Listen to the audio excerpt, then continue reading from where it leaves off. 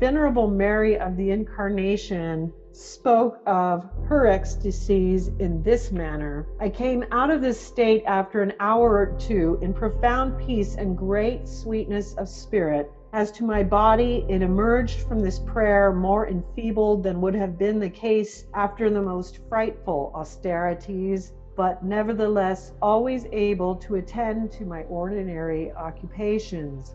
Blessed Mary of the Incarnation, at the age of 28, her biographer stated, God's onslaughts took her with yet greater impetuosity and with such a violent trembling that it made her bones crack and wrung from her piercing cries as if she were being stabbed to the heart. She expected that they would cause her death, so much so that she once told M. Fontaine, her confessor at Pontoise, that on several hundred occasions she had gone to bed not expecting to live until the morning. St. John of the Cross, speaking of high raptures, says that they are not, quote, always attended by such terrors and shocks of nature as in the case of those who are entering into the state of illumination and perfection, the mystic union, and as in this kind of communications, namely of ecstasies and rapture. For in others, those who have reached the spiritual marriage, they take place with greater sweetness. So some people experience it in a much more mellow manner. It's not these intense physical types of burdens. And several ecstatics have experienced the stigmata as well. Some of the ones we've spoken about, St. Padre Pio, St. Catherine of Siena. Speaking of St. Catherine of Siena, she said that her invisible stigmata, the pain was usually so intolerable that had not a miracle alone prevented her from dying from it, she would not have been able to tolerate the experience of it. So the substance of this grace is compassion for Jesus Christ, the participation in his sufferings. Most stigmatists experience on every Friday at 3 o'clock the sufferings and death of Christ on the cross, the crucifixion. So they bear not just the wounds in the hands and the feet, some of them also have it on the side, and many of them also will bleed from their eyes, from their nose, from their ears, and they will witness interiorly, mystically, the entire crucifixion as if they are standing in the position of Christ. So the stigmata is an intense union with Christ that these people experience. So that brings us to the 12th characteristic of the mystic union, the ligature. This mystic union impedes to a greater or lesser degree the production of certain interior acts which could be produced at will in ordinary prayer. This changes at this point, where the mystic finds itself incapable of producing a lot of what would be considered normal, ordinary acts. It's called the ligature of the faculties, the suspension of the faculties. They are seized upon, riveted by a higher object. The word ligature indicates that the soul is in the condition of a man whose limbs are bound more or less tightly by bands, and who can only therefore move with difficulty. The existence of the ligature in ecstasy is as obvious as possible. Save in exceptional cases, one thing only can be done: to receive what God gives. We are bound with regard to everything else beside. The ecstatic, the mystic, can only receive what God gives. You cannot produce any efforts of your own will, even just the thought of love of God. You are just possessed by whatever God is bringing you into at this time. That's the ligature. In the prayer of quiet, when the mystic grace surprises us during vocal prayer, which it tends to interrupt, or when, not finding sufficient occupation in our prayer, we endeavor to complete it by reflections or vocal prayers. We are then conscious of an obstacle. In the prayer of quiet, the ligature does not amount to an absolute impossibility. We can begin to recite a vocal prayer such as the Our Father, but after 2 or 3 words, some unknown and secret force often stops us. We hesitate and stammer A new effort then enables us to resume, and so it goes on. We should soon be weary if we attempt to continue to struggle against it, but the proper course is to resign ourselves to stay prayerful and quiet. If the soul seems idle, God is not so. Let us take another comparison showing this hidden action. Anemic subjects often resort to an air cure as a treatment. They go to the country or the seaside or the mountains, and there they simply fill their lungs with pure air. They're apparently idle, but their surroundings exercise a hidden action upon them, which transforms them without their knowing how. And it is the same in the mystic state. We seem sometimes to be doing scarcely nothing, but we are plunged into the divine atmosphere, which acts upon us. It is life-giving, and in it the feeble soul recovers her strength. It is warm, and the frozen soul begins to burn with love. It is a treatment that is quite unlike the common way, but nonetheless good for that. And so this happens only to actually constrict us from making actions that are no longer helpful in the mystic life. We'll find that the Holy Spirit bends, molds, and moves us as we continue through these states. Now what we're going to move into is just an expression of what we've already covered, but it's going to be mostly from St. John of the Cross and St. Teresa of Avila, summarizing and going in a little more depth into these mystical states. And we start with the 2 nights of the soul, the borderland of the mystic state. And this is St. John of the Cross's description of the first night. It is a state of aridity, either sweet and tranquil or more often bitter and painful. And the simple gaze is directed almost wholly and uninterruptedly towards God. So we're summarizing now the beginning through the fruition of this mystical prayer, which leads to mystical union with God. This is a memory of God, simple, confused, and general, returning with a singular persistence, which is independent of the will. It alone escapes the powerlessness caused by aridity, and more than this, it obtrudes itself. At one time, it triumphs over distractions. At another, it's overcome by them. It's a continual alternation of success and failure. How many of us relate to that description? First, it is contemplation, a simple gaze that recurs frequently. Then, as in the prayer of quiet, the proper object of the gaze is one alone. It is God. We suffer from an unsatisfied longing without being able to say exactly what it is that we desire. We can sum all of it up by saying the night of the senses is a simple gaze, an aridity with the peculiarity that the soul finds a facility for one single memory only, that of God. It also has one single desire, that of possessing God more fully. Finally, this shaping of the soul's course is not due to his or her own efforts. The fourth element is that it affects our natural tastes. It's a persistent action of grace designed to detach us from all the things of sense, even those that are lawful, and to imbue us with a distaste for them. Nature opposes itself to this action and suffers from it. In this conflict, this soul may incline to one side or the other. When speaking just now of the longing for union with God, I instanced a particular case of the divine action, and I said that we were no longer led to seek this union by way of our former exercises, Father Poulain states. But the mystic state will continue this work later on. St. John of the Cross describes this inner travail at great length. He occupies the whole of Book 1 of the Ascent of Mount Carmel and the first chapters of the Obscure Night in reviewing all of our appetites.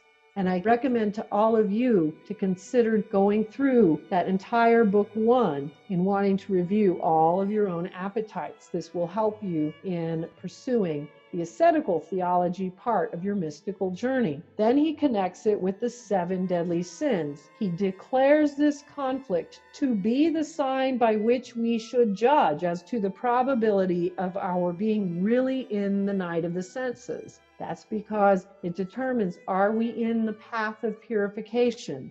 I have called attention to the fact that the soul may resist this action of grace. This is because God does not sanctify us in spite of ourselves. If He inspires the inclinations, He leaves nature free to act in opposition to them.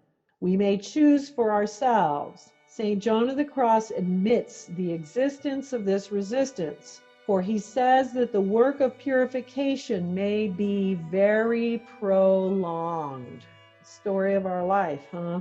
He says also that God ordinarily leads into the second night those who have been called in a marked degree into the first night. We can understand this if we admit that the essential part of the mystic grace has already begun to be received. The seed is sown. It is in the order of nature that it should develop and put forth a stem.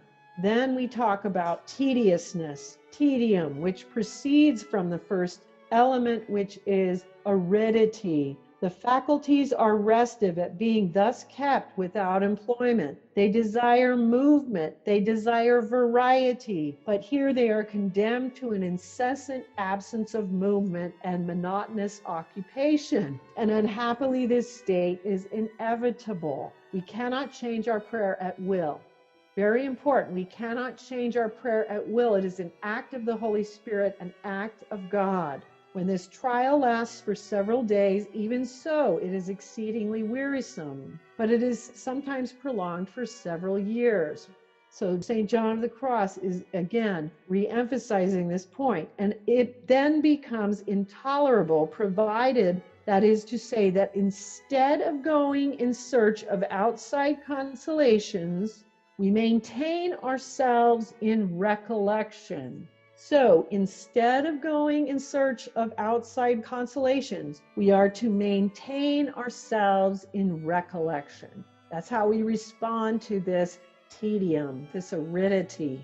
How may we remedy this suffering to a certain extent? By making use of a book while we are at prayer. When the weariness is excessive, it is a solace only to make little attempts. Although we may have satisfied ourselves that they rarely succeed, there is also the torment of distractions, which is another consequence of aridity. It is more severe than in the prayer of quiet, because there we have a certain compensation, which is the possession of God. There is something in it that is analogous to the pain of loss that tortures the holy souls before their entry into heaven. Those who have never left the ordinary way feel little or nothing of this painful and constantly renewed longing. But those who have dipped into these mystic states do feel this. They are inclined to be astonished at it. They ought to admit that God does not give the same attractions to everyone alike.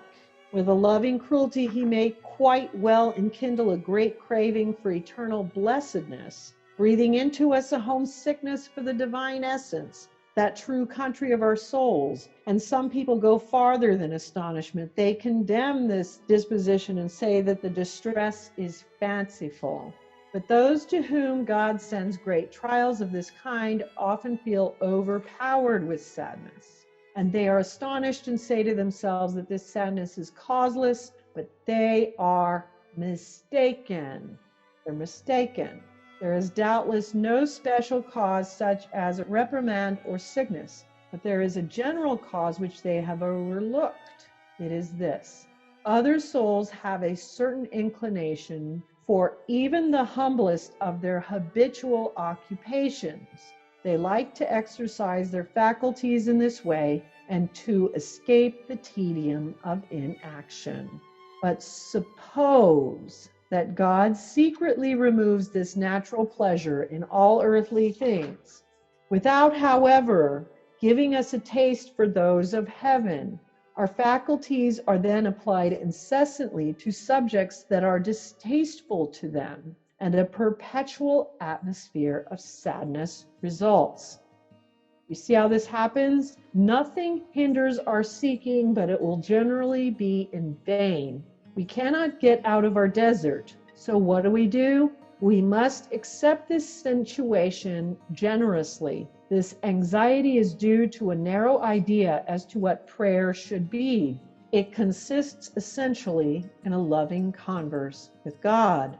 If we allow grace to lead us on to generosity, we will be able to move through this aridity, this tedium. But the devil often makes the ordeal harder by other sufferings, which, however, are not, as in the case of those that went before, the natural consequences, as it were, of this arid contemplation. So then we add other sufferings to the suffering of the natural order of the prayerful state that you're in. Amidst all of these sufferings, the superior part of the soul may experience peace and joy.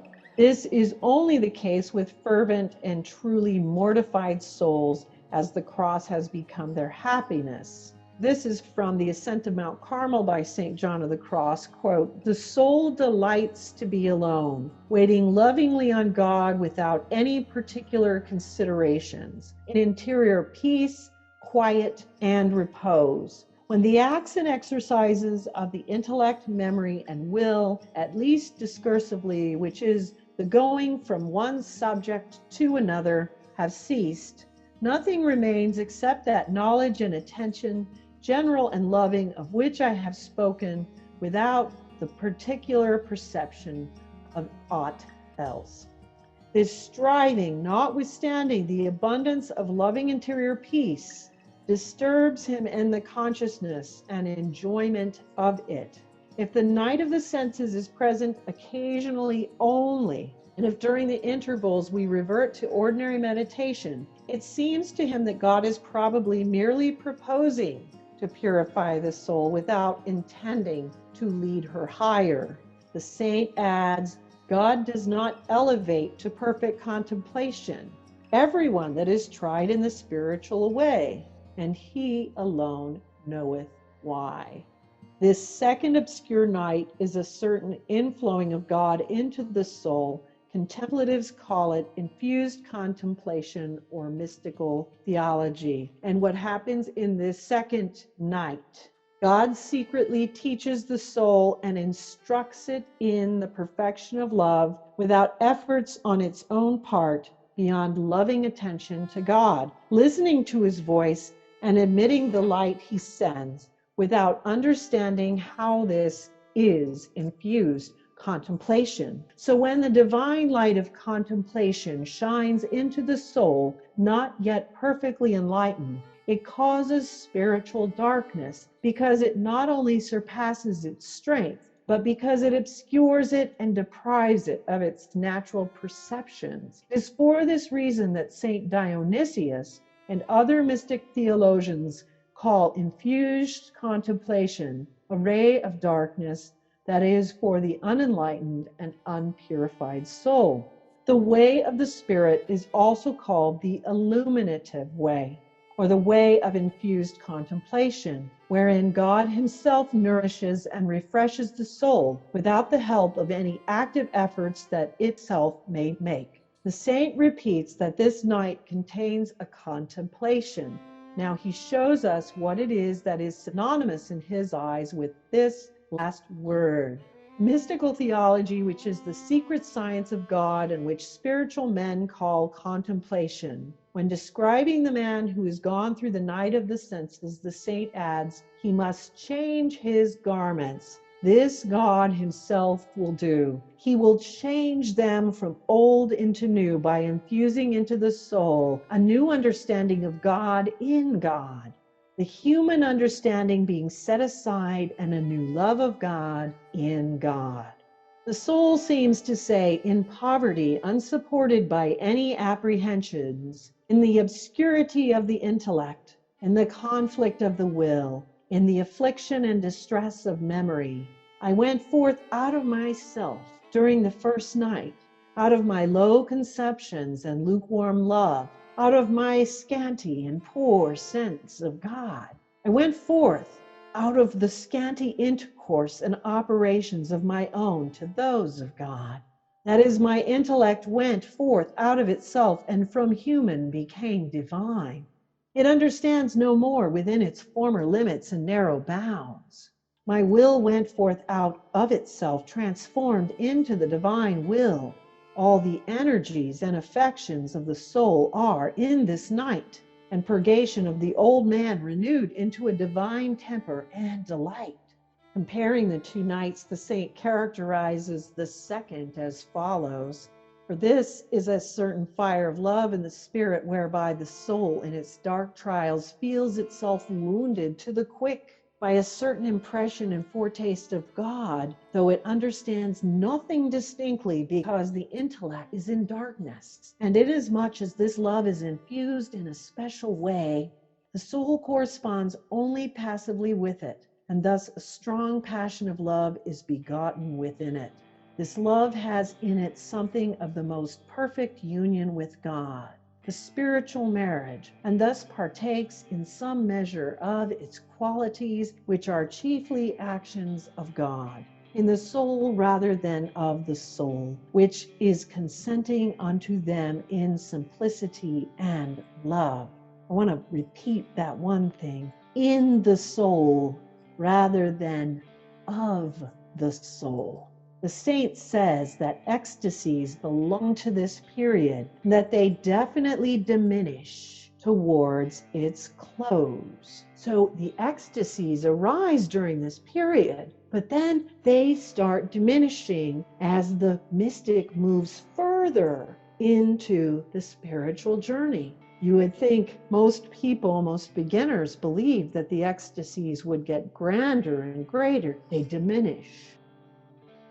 All depends upon the wider or narrower sense in which we interpret the word faith. In the broad sense, it signifies all supernatural knowledge of a degree lower than the beatific vision. But between faith taken in a more restricted sense and the intuitive vision, there is an intermediary, namely infused knowledge, which is also described as faith illumined by a gift of the Holy Ghost. And I would call it vibrational knowledge. We're speaking of the same thing here, just using different words. Faith, strictly so called, rests solely upon the testimony of another, that is to say, of God. Infused knowledge goes further.